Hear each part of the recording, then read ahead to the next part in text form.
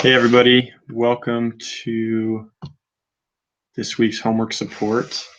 I'm going to try and keep this as short as possible. We're working on Chapter 12, Brief Exercise 6, or BE 12-6. It's on page 639 of the textbook. And the question goes like this. The comparative balance sheets for Gale Company show these changes in non-cash current asset accounts. Accounts receivable decreased $80,000, prepaid expenses increased $28,000, and inventories increased $40,000. So we have to compute net cash provided by operating activities using the indirect method, assuming that net income is $186,000. So I already got that on there. So we need to determine whether these adjustments that we're going to make to net income,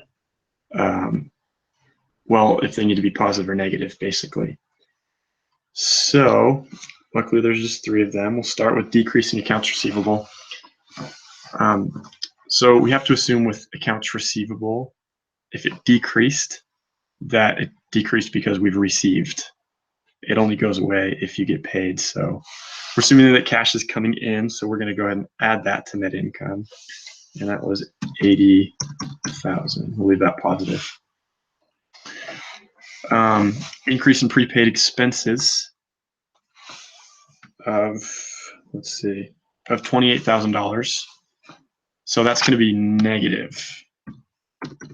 And the reason is that under accrual-based accounting, when you prepay those expenses, they're like spread out over, they're spread out over time. So when you pay those expenses, even though you're losing $28,000 cash right up front for this month or for this year or whatever, that wouldn't, in all the other financial statements, that's not going to show up like $28,000 leaving. That's just going to look like whatever that year or quarter's segment is.